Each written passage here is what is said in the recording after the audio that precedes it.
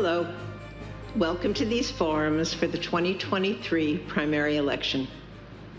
I'm Liz Kernitz-Thurlow of the League of Women Voters of Tacoma-Pierce County, and we are happy to be working again with TV Tacoma. The League of Women Voters of Tacoma-Pierce County wishes to acknowledge that we live on the ancestral lands of the Coast Salish peoples, surrounded by their traditional waters in the shadow of Mount Tahoma. We actively seek inclusive and respectful partnerships that honor Indigenous cultures, histories, identities, and current realities. Most of you will see this on television or on websites, but it's thrilling that we can be doing this with candidates, moderator, timekeeper, and TV Tacoma staff all in the same room for the first time since 2019. In Tacoma, our primary ballot will have 2 council races, District 3 with 5 candidates, and at-large position 8 with 3 candidates. If you do not live in District 3, that race will not appear on your ballot. As well, we have 3 candidates for the Tacoma Civil Service Board position 3. We did not get to record the Civil Service Board forum because only 1 candidate showed up. The primary election is Tuesday, August 1st, the earliest it can be. Your ballot must be in a drop box or postmarked by 8 p.m. on August 1st. And do not forget to sign your envelope. You should have received your voter's pamphlet, and our ballots are supposed to arrive between July 15th and 19th. If your ballot does not arrive, contact the Pierce County Elections Department. Only races with 3 or more candidates appear on the primary ballot, and therefore we are only doing forums which appear on that ballot. Before the November election, we hope to present candidates for all the races which will appear on your general election ballot. The general election will be on November 7th. If you're not yet a registered voter, you can register at the Pierce County Elections Office up to 8 p.m. on Election Day, or at public libraries. Thank you for watching and being an informed citizen. And after watching and thinking, don't forget to vote.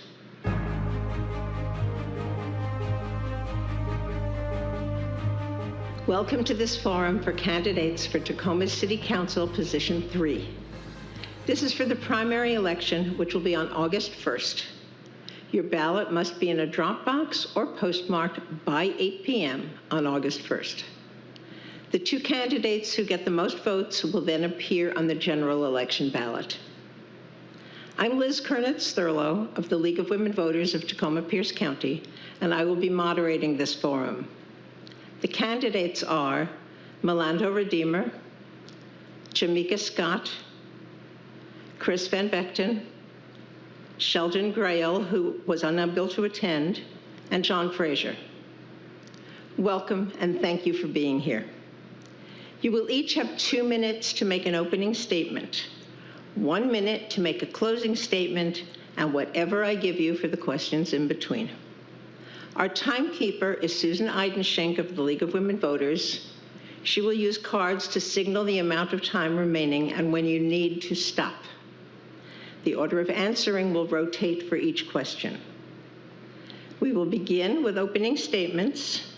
Melando Redeemer is first, and a reminder, you have up to 2 minutes. Well, thank you. Hello, my name is Melando Redeemer.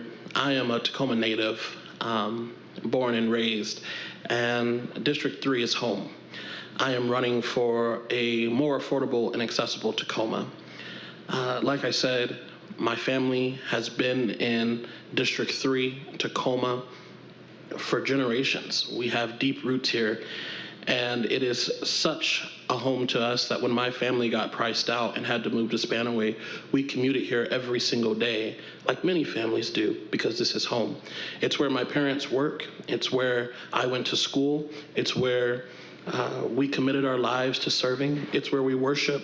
It's where I eventually got married, and it's where I hope to eventually start my own family.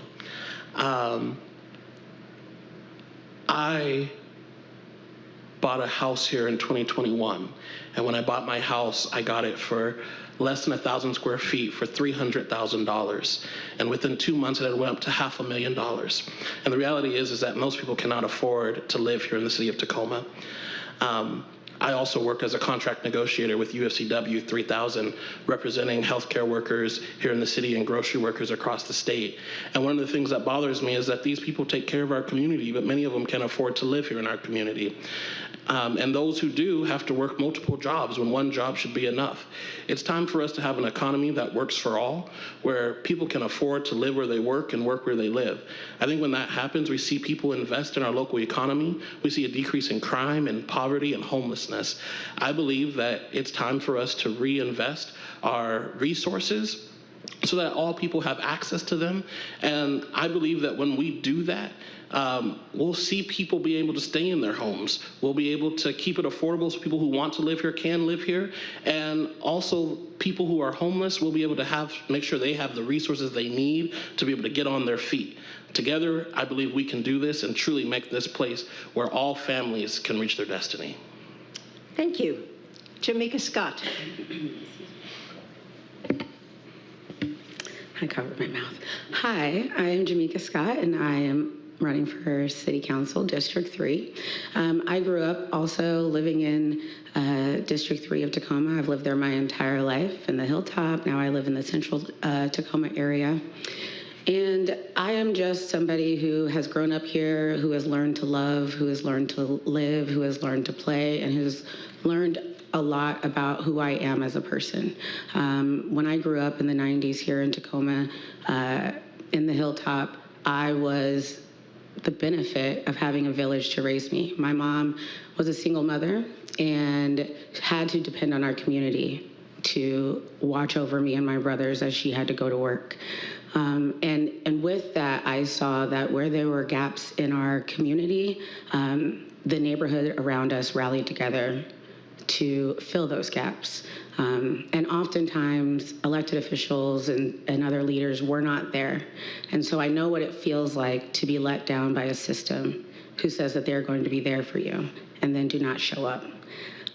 So that is why I'm running. I'm running to continue the legacy of people who love this city, of people who want to see others thrive, and for people who know that their destiny is intrinsically linked to each and every single person in this ecosystem of Tacoma. So I want to bring my talents to the City Council. I have a background in community organizing, working with youth and families, as well as in the creative field as a filmmaker and photographer. I have a track record of bringing people together and taking action to find creative solutions, and I'm hoping that I can earn the support of the community in this race. Thank you. Thank you. Chris Van Vechten. Hi there. My name is Chris Van Vechten, and I'm running for Tacoma City Council because I believe in the City of Destiny and I believe it can do better. I've spent most of my life in Tacoma. This is where I went to college. It's where I got my first full-time job, which was stocking shelves at Target on Union. It's where a local civil rights legend named Dennis Flanagan took a chance on me and gave me a job on his legislative staff the year we passed the very first LGBT protections in Washington state history. It's where my wife Jen and I had our first date and where we subsequently bought a home in Hilltop, just 6 blocks from the jail, where we're raising a 7-year-old named Zarina, who's already decided this is where she wants to spend the rest of her life, and I'd like that life to be worth living in Tacoma. Tacoma is also where I founded a business and where I spent the past 9 years working as a criminal defense attorney with a public defender contract. I became a public defender after several years working as a prosecutor because I believe everyone in this city is worth fighting for, even those who are hard to love and easy to leave behind. But frankly, I'm tired of freeing people from a broken justice system just to dump them back into a broken world, into neighborhoods and homes that are defined by having the best of the worst of things and the worst of the best of things. In college, or law school, excuse me, and shortly thereafter, I did volunteer work on behalf of low-income homeowners and people facing eviction through the Northwest Justice Project Mortgage Foreclosure Mediation Program, and also the Tacoma-Pierce County Neighborhood Legal Clinic. And in 2014, the Tacoma City Council appointed me to the TCRA, which plays a major role in funding our low-income housing programs. I've served on many other boards, commissions, and councils as well. I'm in this race at the request of my community because the big issues we're facing as a city are crime, homelessness, and housing affordability. Moving the needle on those issues requires people with professional frontline experience and a perspective that is rooted in both compassion and common sense. I'm proud to say I have the support of many prominent local and state leaders, but what I'm most proud of is that I have the support of over 30 public defenders, multiple prosecutors, a campaign manager who works for the Washington State Patrol, and several formerly incarcerated individuals who are volunteering on my campaign. That ability to build consensus and that willingness to fight uphill battles is why I think I represent the best shot to make a positive difference for D3. Thank you. John Fraser. Hi, I'm John Fraser. I am a longtime resident on the Hilltop. I've owned my home for almost 30 years. I've raised 2 of my kids who went to high school here and graduated and went on to college. I have been a 30-year state employee. The reason why I'm running is this. I read an article that stated that Tacoma was one of the worst run cities in the nation. And I believe that is because we keep electing unqualified people. I have an MBA. I have been a union leader for 20 years. I've negotiated with the governor and his people about fair wages and state employees.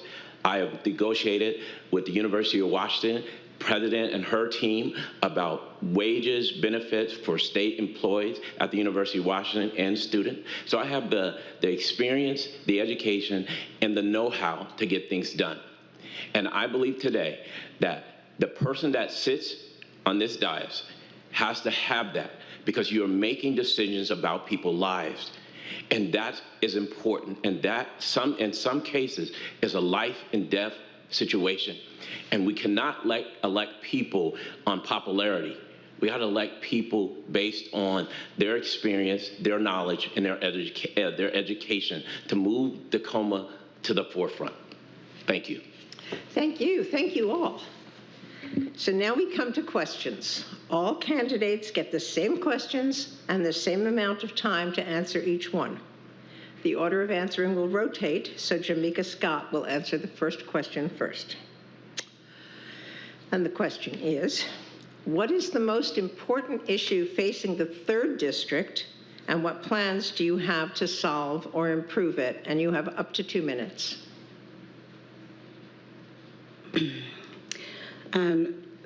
So I feel like there are a lot of issues that are immediately pressing, but I think what you can boil them all down to make it one issue is people's basic needs aren't being met.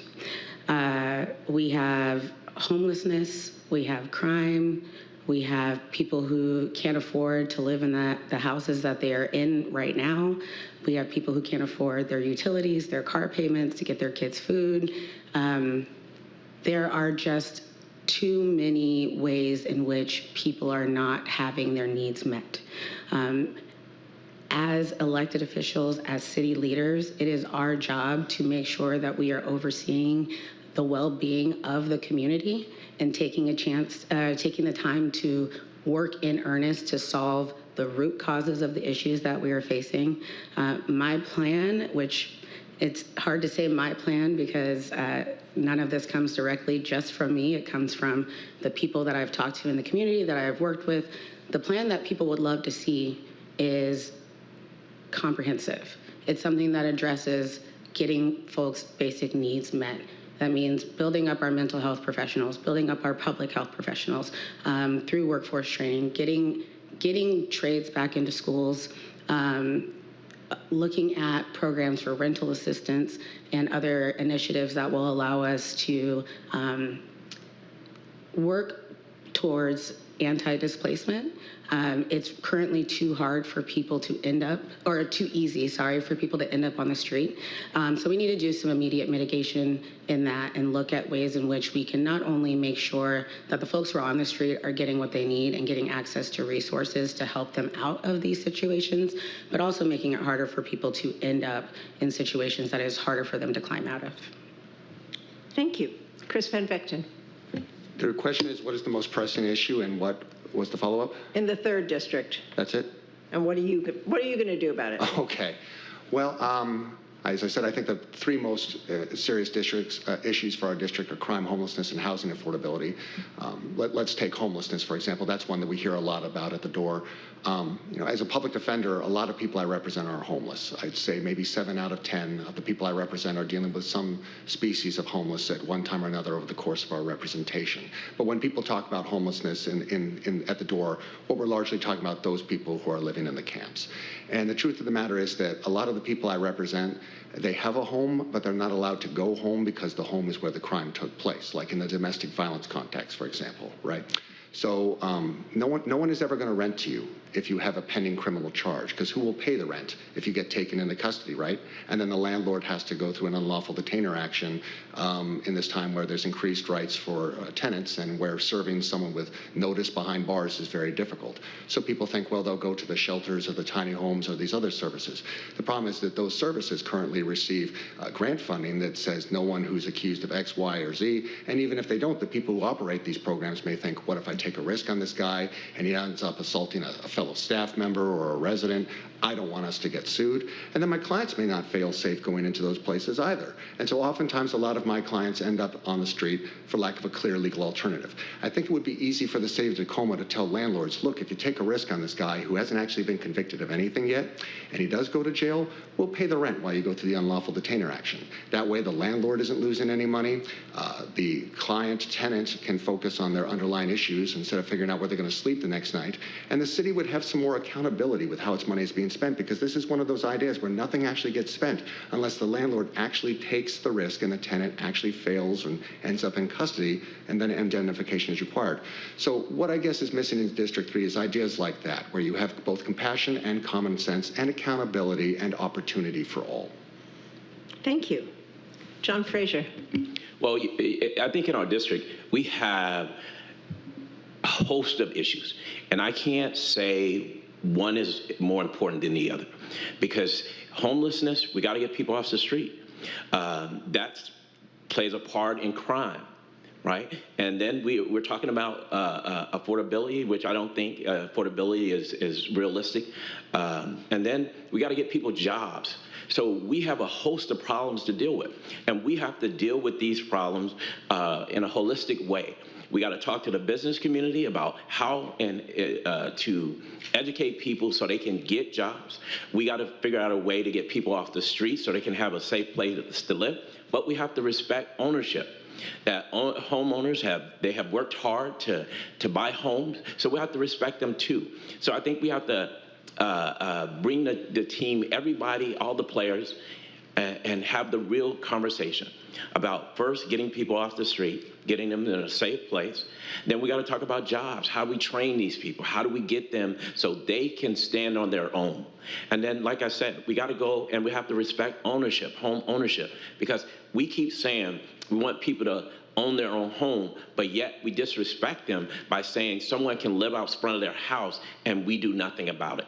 So I think we have to, like I said, take a holistic approach, but we have to look at these problems as across the board.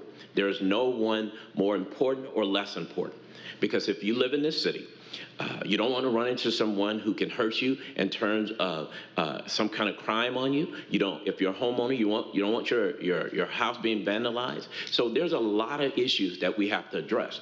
And so I think as a council person, I don't think we can name them. I think we have to put them in the ticker, and we have to go after it. Everybody has to come to the table prepared to do the work to change the face of this city. And I think once we do that, we start to make sure that everybody is that city that Chris keeps talking about. Thank you. Melando Redeemer. Yes, so I think that one of the biggest issues that we have here is affordability and accessibility, right? When we talk about homelessness, when we talk about crime, when we talk about poverty, they are all connected to a lack of resources or access to those resources. When we see an increase in poverty, we see an increase in crime. Statistics show that. When we see an increase in poverty, we see an increase in homelessness. That's a given. And so I think when we're looking at the issues that are facing not only Tacoma, but in particular District 3, it comes down to affordability and having access to the resources that we have. The City of Tacoma and the City Council has created a lot of great resources. And if you go across the country, other cities are looking at Tacoma because of the resources that we have. I would like to join the council to expand some of those resources, but really for me, it's about reimagining how we distribute those resources. Reimagining to make sure that people all across the city, but particular District 3, have access to those resources and that they know where those resources are, and they can achieve them easily, right? I think that is important. When we're looking at good paying jobs, how do we make sure that we're bringing good paying jobs, good paying union jobs, expanding the union and trade workforce by reintroducing trade into the schools and partnering with the school district, protecting people who are in their homes. That's one of the things that we hear a lot at the door. People cannot afford to live in their homes. People have been pushed out, like my family was. And so how do we keep people in their homes? How do we make sure that it's affordable so people can stay in their homes? And then how do we make sure that the resources that are out there are accessible for those like our homeless neighbors so that they can secure good, safe housing? This is about people's lives, and it's about people being able to survive. So I would like to work with the council to expand those resources and make sure that they're more accessible. Thank you. Thank you. So you all pretty much agree, and you all have really interesting things to say. You will be elected by the voters of the 3rd District, but will be asked to serve the whole city. 60 seconds. Why should it be you? What are your particular strengths, and how will you serve your district and the whole city? And you can do that in a minute easily, right? Chris Van Vechten, please. Okay, well, why it should be me. Because I'm someone who's founded a business and seen it succeed despite extreme obstacles, in all honesty, over the past 9 years. I'm someone who has frontline experience in the war on crime, both as a prosecutor and as a public defender. I'm someone who's raising a child in District 3 in a very difficult time for parents after coming through a very difficult number of years. So being able to understand the needs of children and the needs to make them a priority is something I think I bring to the table. I'm someone who has experience as both a homeowner, a renter, a property manager. I've represented tenants and homeowners. I think I have the broadest base of experience in this race to represent the extremely diverse needs of a very diverse district and a very diverse city for that matter. So. Thank you. John Fraser. You know what, I think I'm the only person in this race that has the education, the knowledge, and experience. First and foremost, I've owned my home, been a homeowner for almost 30 years. So I know what it is to go through the process of trying to keep the lights on, pay your mortgage. I have educated 2 kids, send them off to college. I've also ran a union that I was responsible for 3,000 members, making sure that they were treated fairly, that they had the proper wages, and like I said, I have sat down with the governor's office to talk about issues that affected those people. I've sat down with the university president's office, and we have marched on their office to say, treat people fairly. So my experience, my education, and my ability will serve this district the best. Like I said, I'm the only candidate who has done it over 20 years and has owned his home over 20 years and have kept the lights on that whole time. Thank you. Melinda Redeemer. I'm from Tacoma. I've served in Tacoma. I was raised by Tacoma. I've done the work. I've listened and I've learned. I work as a contract negotiator and a union organizer. My job is to work with people to find solutions to everyday problems. This is what I do every day, and this is what I would like to do on the city council, is work with our community to find solutions to the issues that we're facing. I have the support of a broad range of leaders, local leaders and elected officials who are supporting me, not because they know that we agree on everything, but because they know that I will get things done. I've done it, they've seen it, and I'll continue to do it here on the city council. Thank you. Thank you. Jamaica Scott.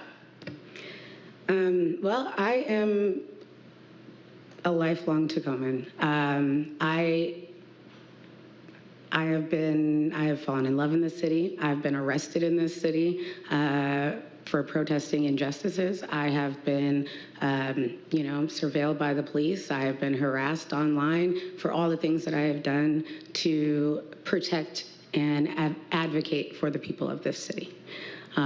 Whether that is standing up with my LGBTQ family, whether that is standing alongside Manny Ellis's family while they are working to get justice. I have a proven track record of standing in this community alongside the community members and being a megaphone for their issues, for their successes, for their needs, for their wants, for their hopes, for their desires. And I continue to do that, whether or not I'm sitting on this dais or not. And I've done that in Tacoma, I've done that in District 3, I've done that across the state, and I've done that across the country, and I've done that internationally. I am very well qualified to be your candidate and your council member. Thank you very much. 90 seconds on the next one, and John Fraser will answer first. Tacoma has been working very hard to create housing and shelter beds, and yet the numbers of unhoused residents keeps increasing. We've been talking about this for years, and will continue to, but right now you get up to 90 seconds to try to summarize some of your very specific plans and ideas. You know what, on this campaign trail, I've talked about this concept of affordable housing. And I've said there's no such thing as affordable housing. Cost of housing keeps going up, and we can't keep up with that cost. My proposal is that we have no income housing, because it makes no sense that people on the street that don't have incomes, it's no such thing as low income housing because they don't have incomes. So in addressing this problem, we have to look at it from a more holistic approach, that everybody in our region has to be a part of this solution. Just like we have the transit board.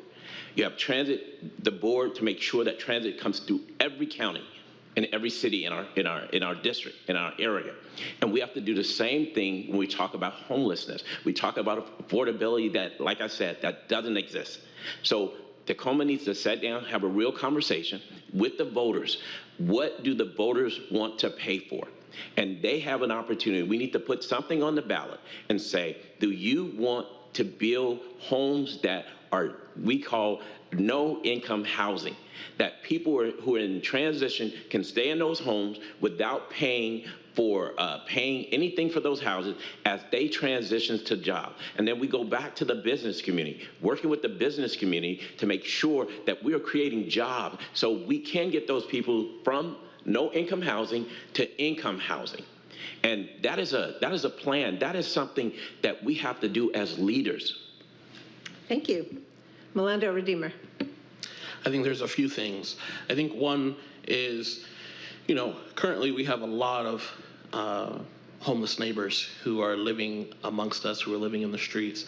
I think one of the things that I talked about was expanding resources. So one of the things I think that we really need to do is create these safe spaces. And we have some of these places like on Orchard and in South Tacoma, but creating more safe spaces, whether they're tent cities or whether they are tiny homes that are regulated either by the city or by a partnering organization, that's a safe space that they have wraparound services coming to them. That way they can have access to the resources. We can help them get on their feet, help them get their ID, help them get a job, help them get health care, whatever they need, and then walk alongside them for the next 6 months to a year to make sure that they stay on their feet. The other thing is housing first. As much as we can, let's get them in some housing, and then let's be with them for the next 6 months to a year so that we can make sure that they stay on their feet and stay off of the streets. I really think it's about making sure that they have access to the resources that are currently out there. Thank you. Jamika Scott. I think that we need to be looking at a lot of, right now we have various issues that we're trying to kind of play whack-a-mole with, where we're trying to kind of get some resources set up, we're trying to get some housing built, and so right now, though, the result of a lot of this is that there keeps being sweeps of encampments where people are being pushed further away from resources, and we've criminalized homelessness through the camping ban. And that does not build space for us to create an immediate space for our most vulnerable to be safe, to receive those resources, and to have access to ongoing services in the way that they will need. We need to be looking at immediate mitigation in the sense of finding spaces where we aren't sweeping people from, where we can provide them with trash cans, with garbage services, with places to shower, partnering with local places to do laundering services, partnering with these local storage units that have been built to help them with storage. The issue that a lot of folks are seeing is that even when they're offered the resources, there are so many things that are still barriers for them to actually access those resources. So until we kind of start to help people change their mentality around what it's going to take to do the work, we're not going to get things done in the way that we need to. And in the meantime, we need to be making sure that we're taking care of the people who are currently our most vulnerable and most suffering. Thank you. Chris Van Vechten. You know, everyone I meet at the door says basically the same thing. I want a solution to homelessness that is humane and effective. And I keep replying the same way. Well, if it's not effective, it's not humane, because this is not humane. I've lost track of how many of my clients have set themselves on fire in these camps. I've lost track of how many have been hit by cars stumbling into the street at night, how many have overdosed or been the victims of violence. I believe that so long as we have this mentality of let's have a hands-off approach, get housed when you want, where you want, under whatever conditions you want, this is not going to be fixed. Many of my clients are not in a state of life where they can make a rational decision, and there needs to be interventions made on their behalf. Now, what this city can do with regard to these issues, and I see I have a minute left to solve homelessness, excuse me, but the number one thing I think we should do is we need to get better at data collection, and we need to share data across counties because my clients move around a lot. I'm currently representing people who came here from Oklahoma, North Dakota, Alaska, California, Michigan. They're self-reporting their previous diagnoses to us. We're not following up. We're not collecting data from other communities. So being able to tell the difference between systemic failures and excuses is going to be a big part of how we're going to be able to help people in this situation. In terms of what housing options, I'm completely apolitical. I'm okay with sober housing, social housing, barrier-free housing. I like big projects like Pierce County Village. There is not going to be one solution to help all my people get out of this situation, but we do need to have more of a forceful intervention. And yeah, I'm out of time. Thank you. Okay, new subject. Tacoma updates its charter every 10 years, and this will be one of those years to appoint a charter committee. What changes do you or do you not want to see in Tacoma's charter? Please include your opinion on changing the form of government or not. And somewhere between 60 and 90 seconds, please. And Melando Redeemer is first. You know, this has been a subject of discussion at the doors and just talking to people in general regarding the charter and regarding the current form of government that we have. I think that there are benefits to having a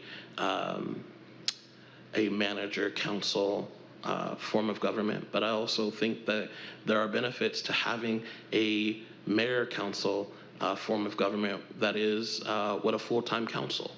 And so that is something that I would be interested in exploring.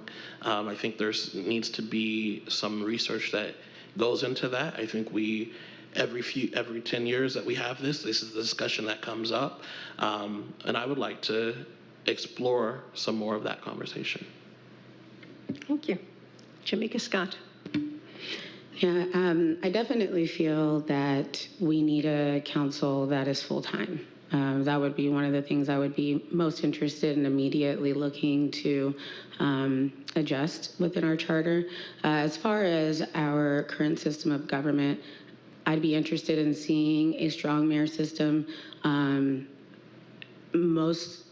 Most fervently what I'm actually looking for, whether we have a city manager who is leading the charge or the mayor who is leading the charge, that there is some form of transparency, accountability, and more expansive ways for people to be in touch with and access those people.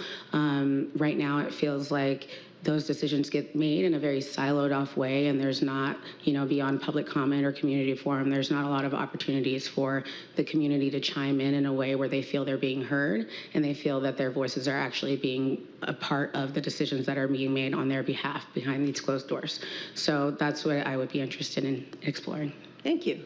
Chris Van Vechten. Yeah, I've gone back and forth many times in my time observing Tacoma City Council as to whether or not we should be a strong mayor or a city council system. And I see pluses and minuses to both. I also see some pluses and minuses to being a part-time council. It's my intention to continue working as an attorney and stay on the front line helping people in poverty. I think that will give me some personal perspective that, if nothing else, will supplement whoever is, trying to advocate for me, advocate before me, that I think is useful. Ultimately, this is something that the city is going to have to vote on, and I look forward to having that discussion again. I've candidly flip-flopped on it multiple times. There are times where I see what happened and say, gosh, this wouldn't have happened if we had a city manager or a strong mayor. And then there are times I've thought, oh, thank goodness we have a city manager. So it's it'll be interesting to see, but I'm going to remain open-minded throughout the process. Thank you. John Fraser. I would simply say that we do need a full-time council. There's issues that I think council members need to be on the front line. They need to be out talking with people and we need to do more study on what is best for this city in terms of, do we have the mayor or do we have the city manager? But ultimately, we need to do the work. We need to get the information out to the voters and let the voters decide how would they like to see the city. Because we have to be careful about making decisions for them and making decisions that's in our own interest and not in the interest of the people we serve. Thank you. Okay, Jamika Scott will answer first. In a recent report to the City Council, it was noted that 40% of Seattle metro area families are not economically self-sufficient. This includes Tacoma. What economic development strategies would you support to increase the economic well-being of these families? Can you do it in 60 seconds? Sure. I'll try my best. I think that we need to be looking at various ways in which to bring more living wage jobs into the community, and that can happen a number of ways, but a big way to do that. My mom, growing up, we struggled with homelessness when she was pregnant with my younger brother, and we had a lot of issues. And when she was finally able to get a stable job that happened to be a union job, our quality of life got a lot better. And so if we can look at how we get more people into jobs like that, but also how we can look at supporting people, whether that is through, I know that, the city recently did with United Way, a universal basic income pilot program. I would love to be able to see something like that be expanded. I think that there are multiple ways that we can be looking at how we can help folks. A big one of them is looking at building out our creative sector. There are a lot of creatives here in Tacoma, and a lot of them have to take their talents elsewhere. And right now, with intellectual property being a really big source of revenue for a lot of people, that's something that the city here can learn to build upon. Thank you. Chris Van Vechten. My wife runs Cascade Vista, which is the last Medicaid-assisted living community, or predominantly Medicaid-assisted living community left in Tacoma. They actually own 3 locations called Cascade Park Communities. And the people who work in assisted living in a Medicaid environment don't get paid anywhere close to what they're worth, especially in recent years, given what they've had to put up with. And many of the people who are doing this work are having to commute from outside of Tacoma to come here and do this very difficult job. Her employer's solution to this has been to start construction on housing near the assisted living communities, with a promise that those who work there will not have to pay more than 30% of their wages towards utilities and housing. That's a good short-term benefit. I don't want it to lead us back to the company store, but in the short term to make things easier for people who are doing these essential skills. If the city can assist employers in taking more steps like that, I think that that would help in the short term. Interesting. John Fraser. Yeah, I think we need to start working with the community colleges, the business community, to get people educated in the trade fields, to get people jobs. We need to make Tacoma accessible to new business and make sure as we bring these new business in that we have the educated workforce to fill those jobs. So I think this is an approach that we have to go to the business community. We have to talk with the community college, the trade colleges, and make sure that we can get people educated so they can improve their lives. Because government can't do everything. Government is here to assist people in their lives. But us saying we have to do everything, that's not realistic. We have to give people dignity through work, dignity through education, dignity that they know they have a skill that is marketable. They can get up every single morning and go to a job. That's going to change their lives. And we need to do more of that and less of we have to hold people's hand for so long. We have to make people and everybody in our city accountable. Thank you. Melinda Redeemer, please. When I first considered running for office, this was one of the major issues that spiked my interest in running. I looked at apartments here in the city of Tacoma, in particular District 3, and a one-bedroom was averaging at $2,000 a month. And when you were looking at the minimum wage at that particular time, there was no way that a person could afford to live in an apartment. And God forbid they had children, or God forbid they had any other bills or a car that they had to drive. People just could not afford to live here. And then as a contract negotiator who represents union workers every single day, I know that many of the people who do work here have multiple jobs to be able to survive, to take care of their children. I think that we need to look at not just bringing jobs to Tacoma, but good paying living wage jobs. That's important. I think when we're looking at housing, making sure that we're providing low income housing that is set up by a medium of your income, that all housing has some form of low-income housing that is designated for people to be able to be there and survive with their families.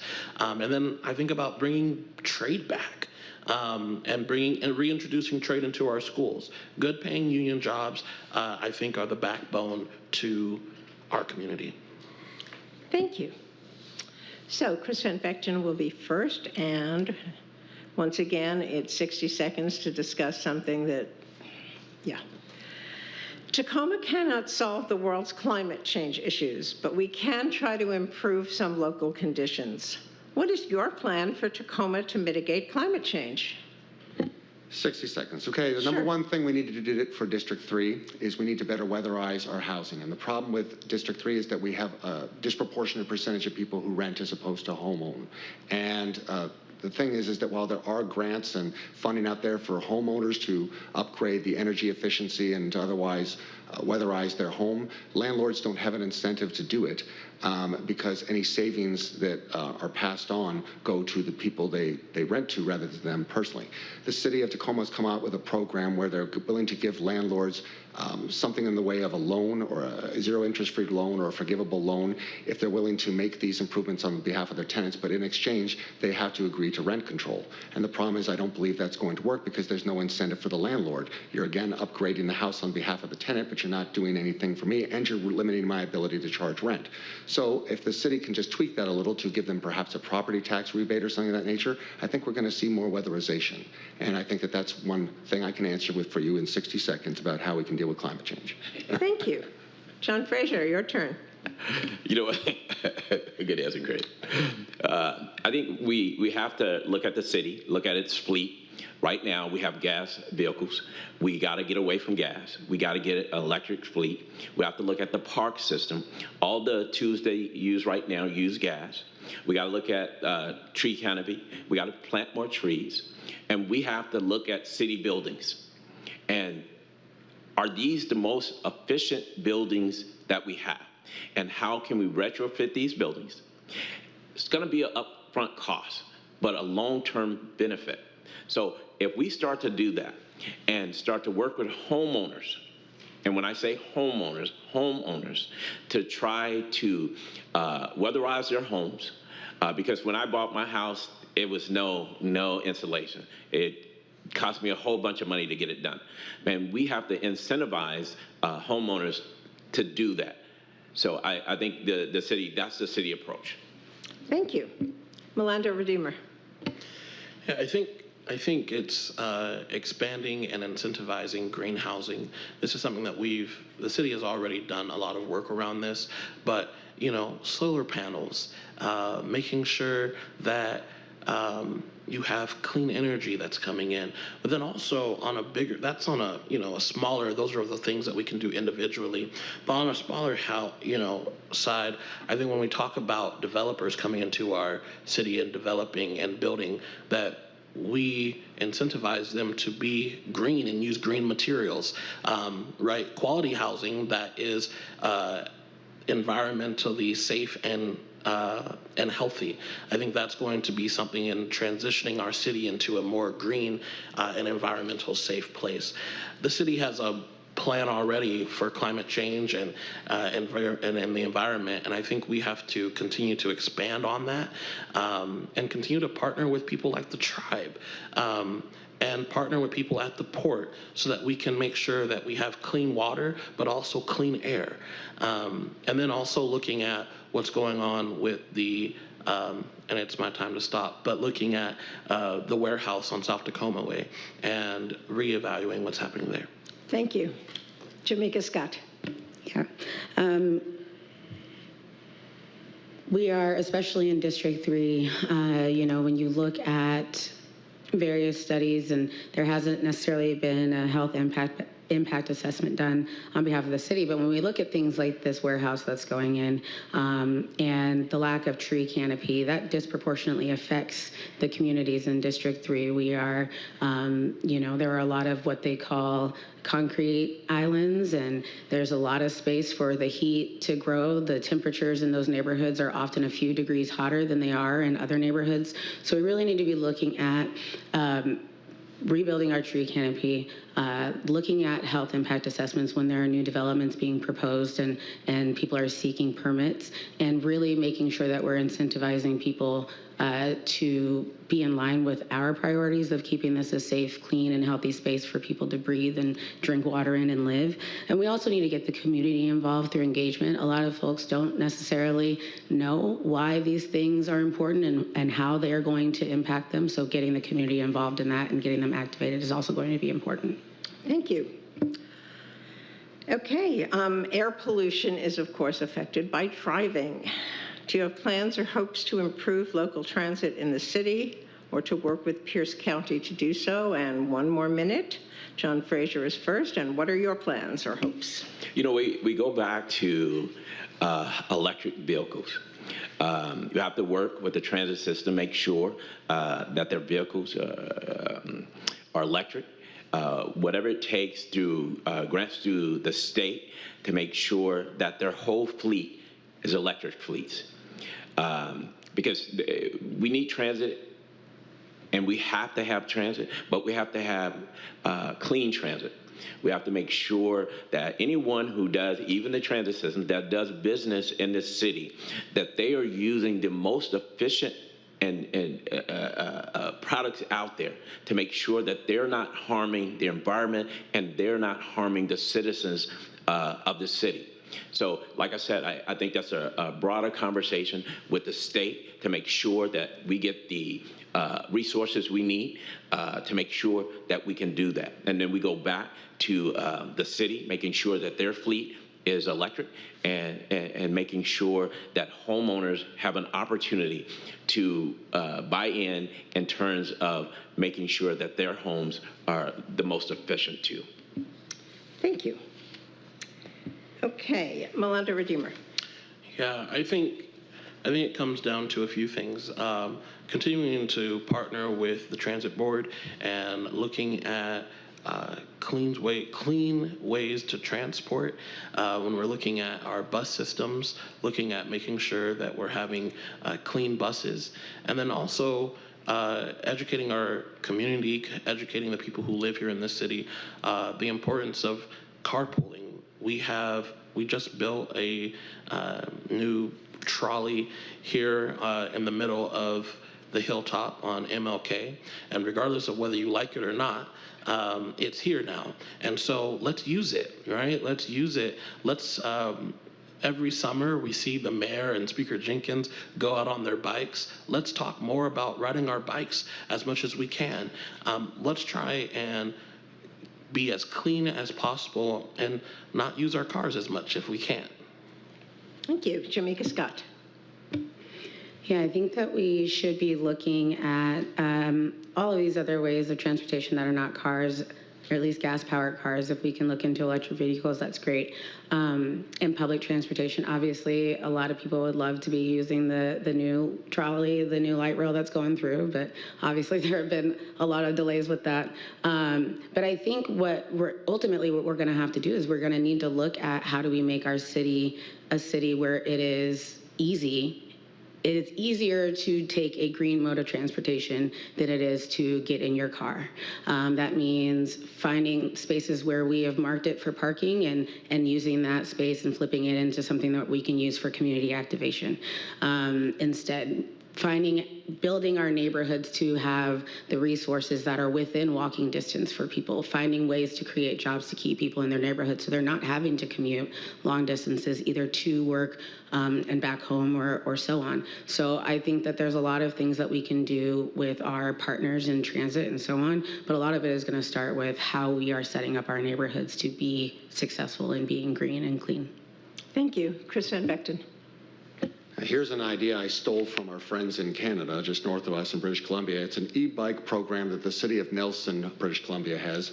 And what they do is they will give you up to $8,000 Canadian towards the purchase of an electric bike. And these are very fast bikes. I went on one myself, 30 miles per hour, give or take. Or maybe that was kilometers, I get confused. Anyway, the cool thing about this program is that it's an up to $8,000 loan. You have 3.5% interest, but you pay it back through your electric bill, through your publicly owned electric bill. And so it is paid off over several years. It's easy. Only requirement is that you have to be a homeowner in the city, and you have to make the purchase at a business retailer in the city of Nelson. This is an ideal we should steal for Tacoma. There you go. Thank you. This will be our last question, and we're going over, so once again, you only get a minute. And Melinda Redeemer will answer it first. What is the most important equity issue in Tacoma, and how will you address it? Once again, I do go back to affordability and accessibility, and I talk about resources and the access to those resources. I think when we're looking here in the city of Tacoma, we look at the issue that people of color, minorities, women, people part of the LGBT community, and how do we make sure that we are making our city a place that is equitable for everyone, where everyone can get what they need to be able to survive, making sure that whether we're talking about homelessness, that people have low barrier access to whatever resources that are there for them.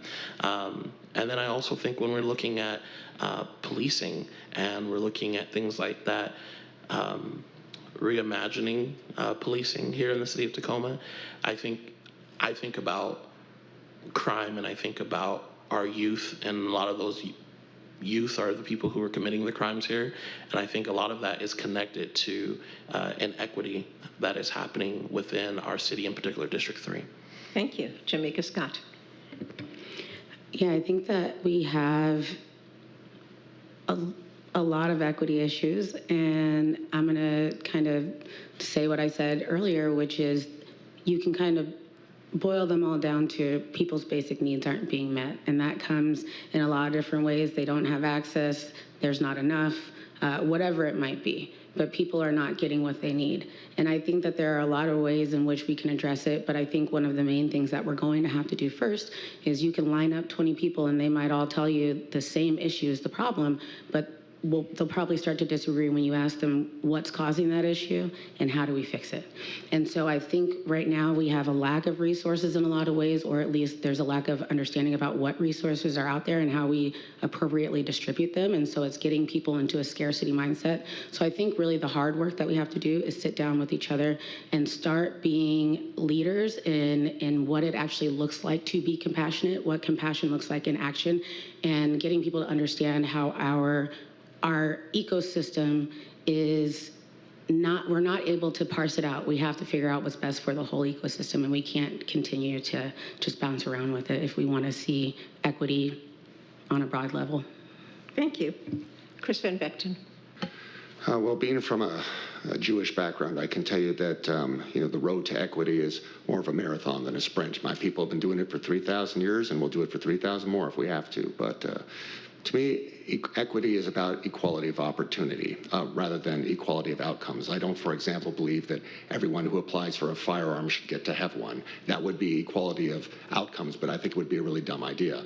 The problem is, though, is that a lot of people in my district don't really have real equality of opportunity. I mean, theoretically, everyone in my district has the right to apply to college, but if you don't come from a family of means, it can be a very, very destructive idea to go down that route.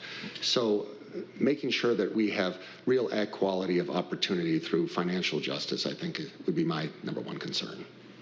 Thank you. John Fraser. You know what, I see the equity issue as making sure people have access to education, that people understand that through trade schools, through going and get a degree, that it starts to put you in a different playing field. And I think the biggest thing we have now, that you have a group of people that's not being educated. So they're not getting the best jobs. They're not having access to these jobs. And I think we have to go back and look at what is sensible. Sensible is making sure people have access to education and they can start to set their own course. Because if you have a trade, even if you're not employed by a business, you still can work, because people need their houses built, they need rooms built, they need electrical done. So education, to me, is the biggest equity issue that I believe we have moving forward. Thank you. Thank you all for participating and answering questions. And now it's time for closing statement. You have up to 1 minute, and we will reverse the opening order. Therefore, John Fraser will make the first closing statement. You know what? First of all, let me thank the League of Women Voters. It is always a great opportunity to be heard, and these are some great people on this dais, and I enjoyed the campaign and what we have went through during this campaign. Now, back to the issue of who should sit on this dais. I believe that it comes down to education, your experience, and your knowledge. The decisions we will make from this dais will affect people's life. And sometimes that's a life or death situation. So that person must have the knowledge, the experience, the education to do that, and have a love for the people of this city, and not placate to certain groups, but actually stand up and make decisions that will indeed improve people's life. You can't sit here and tell people that you're going to solve all their problems, because government can't solve all your problems. What government can do is give you a hand up to start to move you forward. And as the leader, as one of the leaders of the city, that's what I would make sure, that you have an opportunity to have a lead. You have an opportunity that someone is giving you a hand and not saying that we will solve every problem in this city. Thank you very much. Thank you very much. Chris Van Vechten. Well, Well, I also want to begin by thanking the League of Women Voters for hosting this event and also my fellow candidates for participating. In my career as a public defender, I've represented over 1,100 people in crisis, and it's taught me that failures don't define futures. In my experience founding a business in Tacoma, which was born in the wake of the Great Recession and which has somehow survived 2020, I've learned that the path of least resistance is often the road to nowhere. In my culture, which is Judaism, we have a concept called tikkun olam, which roughly translates to heal the world through your actions, not your beliefs or your words or your virtue signaling, your actions. We're all called upon to do our part to make this a decent place to live in for ourselves and for our community. None of us on this stage really knows what the next 4 years are going to look like, but the past 4 have demonstrated to us just how tough this job can be and how important it is for this community to heal. I would ask everyone who's watching this to join us in taking action to make sure that we can build a Tacoma that is rooted in both compassion and common sense. And if you're willing to do so, I think we will elevate this city to its destiny. Thank you. Jamaica Scott. Thank you all. Thank you to League of Women Voters. And yeah, it was a great time to talk and hear from others. So I really appreciate you guys giving us this space. Again, I'm Jamaica Scott. I'm running for District 3. I am somebody who just loves this city. I could not mind my business about Tacoma if I tried. So I'm a fearless advocate. When I care, which I do, and often I sometimes feel like I can care too much, but I don't hold back. I want to be there to stand alongside you when it's tough. I want to be there to celebrate you when you are up. I want you to be able to live a life where your needs are met and you can exist and thrive unbothered. I have a track record of being in this community, of taking action, of bringing people together for better solutions for a greater number of people. And I am ready to bring those skills and those talents to the people of Tacoma, the people of District 3, by being on this council. And I hope that I can earn your support. Thank you very much. Melinda Redeemer. Well, I will echo what everyone else says. Thank you to the League of Women Voters for 2 days of great forums, and then to all of to the fellow candidates for District 3. It's always a good time when we get together. I believe that I'm the best person for this job because